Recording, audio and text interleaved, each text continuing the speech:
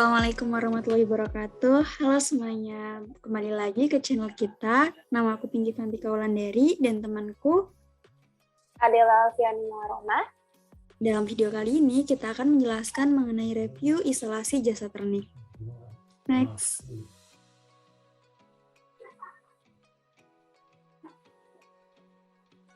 Apa aja sih yang bakal dibahas pada review kali ini? Yang pertama kita bakalan bahas soal apa sih isolasi jasa ternik itu, kemudian fungsi dan tujuan dari isolasi jasa ternik, koloni bakteri, metode isolasi jasa ternik, hal-hal yang harus diperhatikan, faktor-faktor dan aplikasi.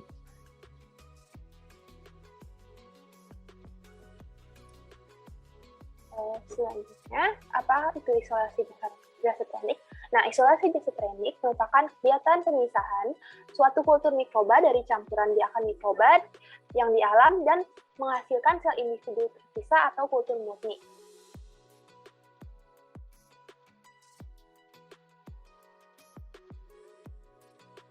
Lalu apa sih fungsi dan tujuan isolasi jasa ternik? Pada prinsipnya, isolasi mikroba ini merupakan suatu teknik untuk memisahkan satu jenis mikroba dengan mikroba yang lain yang berasal dari campuran berbagai mikroba. Sehingga tujuan adanya isolasi jasa ternik ini adalah untuk memperoleh kultur murni dari satu mikroba. Nah, caranya itu dengan menumbuhkan salah satu mikroba yang akan diisolasi ini ke media baru, sehingga dia akan membentuk koloni sel pada tempat yang baru tersebut.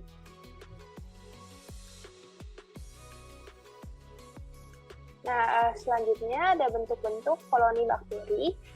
Yang pertama ada konveks, kombonal, itu plateofilm, dan terus ada juga yang race, ada yang spreading atau ini tuh dilihat dari pertumbuhan pada medianya. Ini tergantung elevasinya.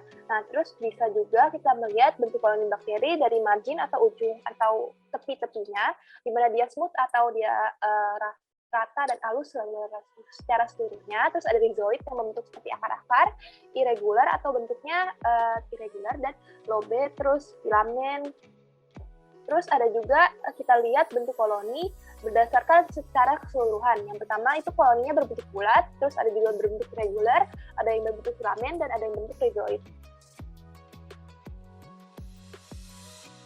Nah, selanjutnya sebelum kita bahas ke metode isolasi, aku mau jelasin sedikit tentang sifat-sifat dari koloni bakteri atau koloni mikroba. Yang pertama itu ada bentuk utuh koloni. Nah, bentuk utuh koloni ini bisa aja berwujud circular, irregular, filamentous, rhizoid, punctiform, dan spindle seperti yang dijelaskan sama Adela tadi. Nah, selanjutnya adalah ukuran dari si mikroba ini.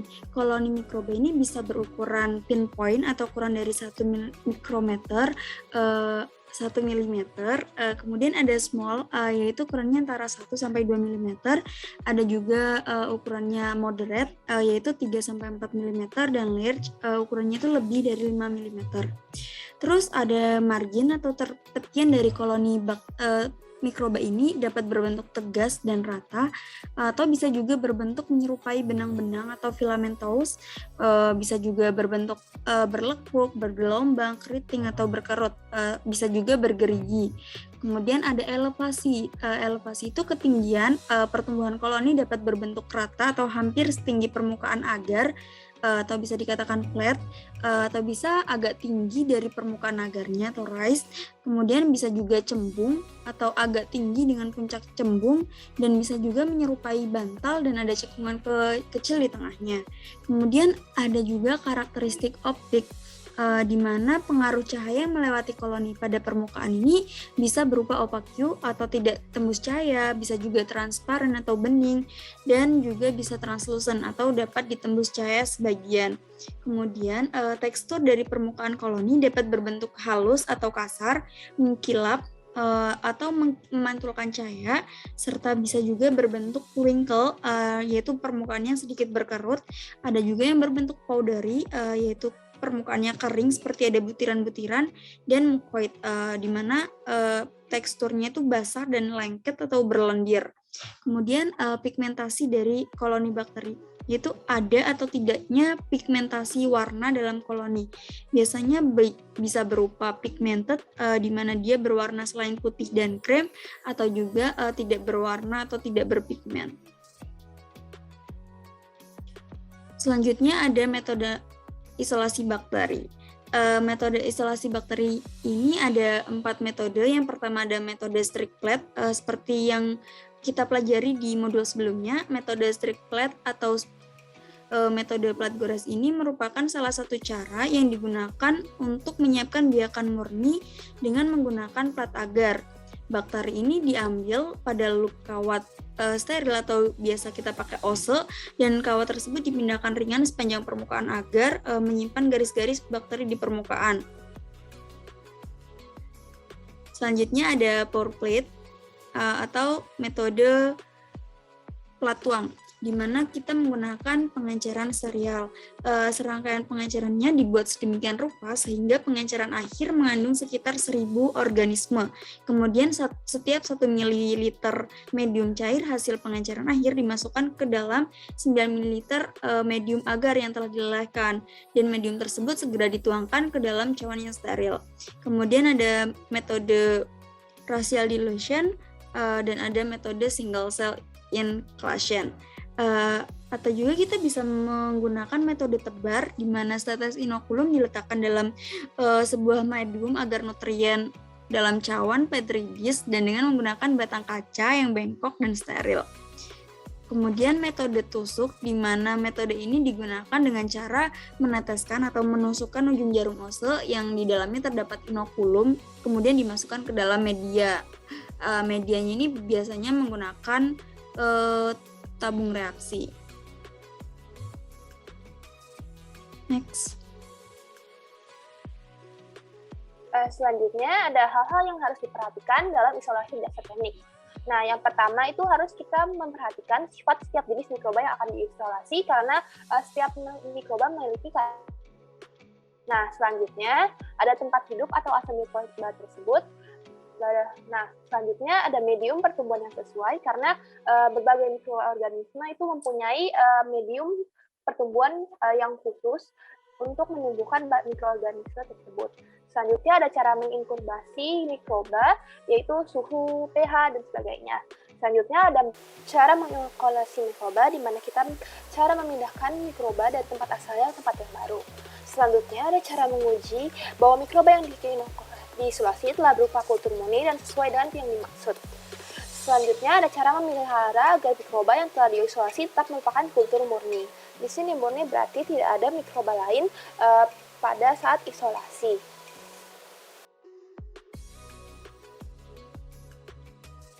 Selanjutnya itu kita harus memperhatikan adalah teknik pengambilan sampel, di mana mikroorganisme terdapat di mana-mana di dalam lingkungan.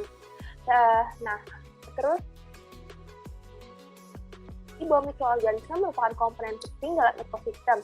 Nah, dalam komunitas suatu mikroorganisme ini, satu spesies mikroba dapat mempengaruhi spesies lain dengan cara-cara berbagai bersifat yang menguntungkan maupun merugikan. Selanjutnya, kita juga harus memperhatikan cara pengambilan sampel, yaitu kita harus memperhatikan cara memindahkan sampel atau kultur bakterial dari satu tempat ke tempat lain secara aseptis.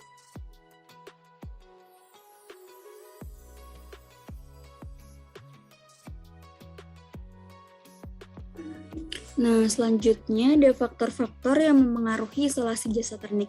Faktor-faktor yang mempengaruhi ada nutrien, pengaruh nutrien, ketersediaan air, kelembapan dan suhu, serta pH.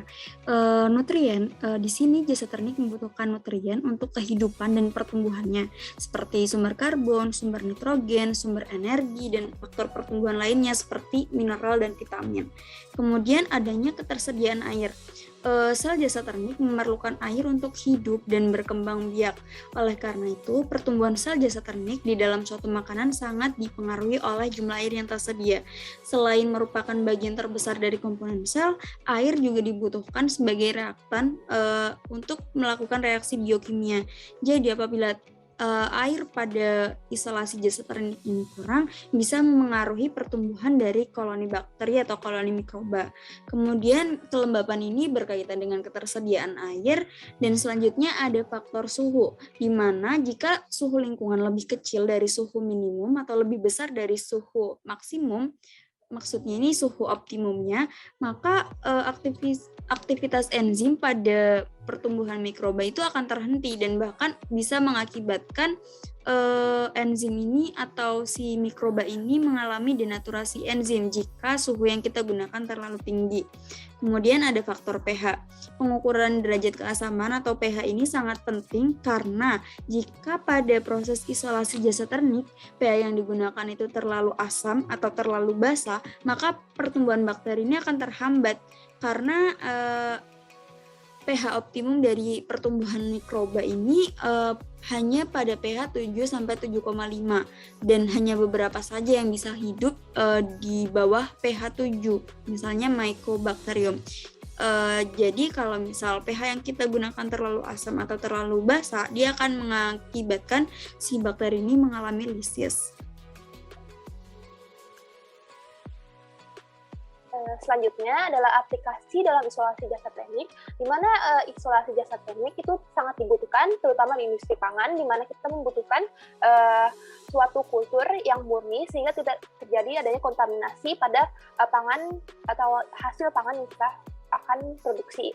Selanjutnya ada di industri medis dan farmasi, di mana kita akan menggunakannya untuk misalnya untuk obat atau industri medis untuk meneliti atau mencari bakteri patogen baru untuk diteliti. Nah, selanjutnya ada penelitian baik maupun medis, farmasi ataupun secara kimia, di mana isolasi jasa teknik itu sangat penting agar kita mengetahui struktur, terus cara hidup dan media yang dibutuhkan untuk isolasi jasa teknik sendiri.